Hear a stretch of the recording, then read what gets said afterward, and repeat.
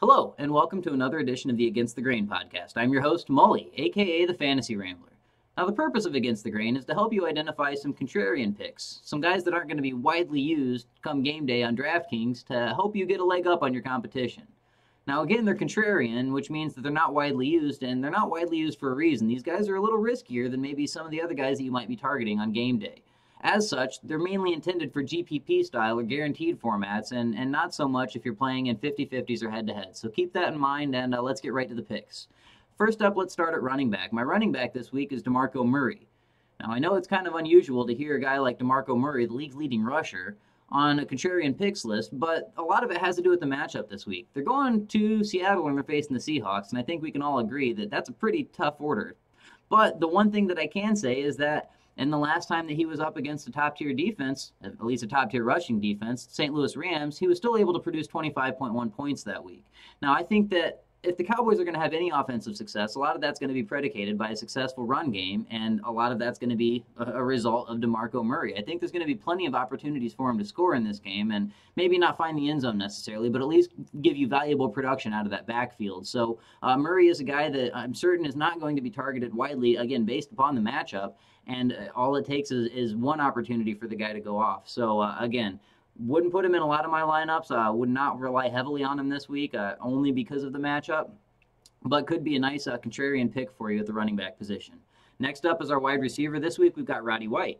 Now, Roddy White is wide receiver 2 now. I think that's safe to say to Julio Jones, and Julio Jones has been nothing short of amazing so far this year.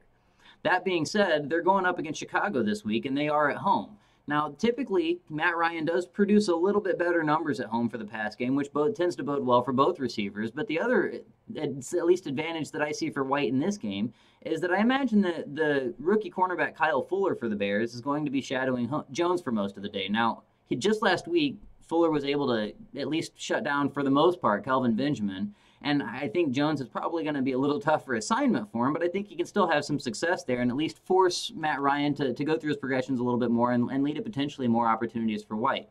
Another interesting fact is that White has had a good game followed by a quiet game, followed by yet another good game, so on and so forth. I think you see the pattern here. Well, his last game was a quiet game, so if the pattern continues, this is a big week for White, or at least should be. So, again, a bit of a contrarian play there, but I think it's going to be a high-scoring affair and quite a shootout, so I like White in this game as a contrarian wide receiver play. Next up's our quarterback, and for quarterback this week, we're going with Kyle Orton. Now, again, this is another bad matchup. He's going up against the second-ranked defense against opposing quarterbacks in New England. But you've got to look at what he did last week against another very stout defense in the Lions. He was able to go 30 of 43, threw 308 yards and a touchdown, and he also threw an interception. But he had a very decent fantasy day, and that was in his first start in quite some time. Now, he hasn't had a lot of time with the first team, and going into that, I think that was better than probably most people expected. I think that he can have another similar outing this week, especially with another week of practice under his belt. The other big thing here is New England just had a very big win, and I'd say a very emotional win over Cincinnati after all the week of turmoil and talk of is Brady done, is Belichick done, and all the conversation that was abounding the week prior. They came out and they had a statement win at home against Cincinnati, and they could come out a little flat and maybe a little emotionally deflated, which could allow Kyle Orton to find some teams in that defense, find Sammy Watkins, and produce you some fantasy points. Next up on the docket, we've got our tight end this week. It's Jacob Tamme. Now, again, this is really contrarian because obviously he's one of the lower-end targets for Peyton Manning, but Peyton Manning does like to spread the ball around, and there's going to be plenty of opportunities to go around up against the Jets' defense. So I like him in this matchup. The Jets have been surrendering the 23rd most points to opposing tight ends, and obviously a lot of their attention is going to be focused on Julius Thomas as well as the rest of the wide receiver options. So I don't think Tamme is going to have an amazing day, a terribly productive day, but I think there's definitely the possibility that he can catch you a few passes and possibly find the end zone. So a decent contrarian play there. And again, it's all based on him finding the end zone in this one. Last up this week, we're going to go with the Vikings. Now, the Vikings are the 21st ranked defense, and they're going up against Detroit. A lot of this has to do with what's going on with Detroit, though. Detroit's likely going to be without Calvin Johnson and also more than likely going to be without Reggie Bush. Now, Joique Bell appears that he's going to be coming back from his concussion, but even with a healthy Joique Bell, they're still going to be limited on their receiving options, and they're still going to be limited overall with a couple of weapons on the shelf. If that happens to be the case, then the Vikings could definitely have a decent game against them and for possibly some errant throws or some bad choices by Matt Stafford.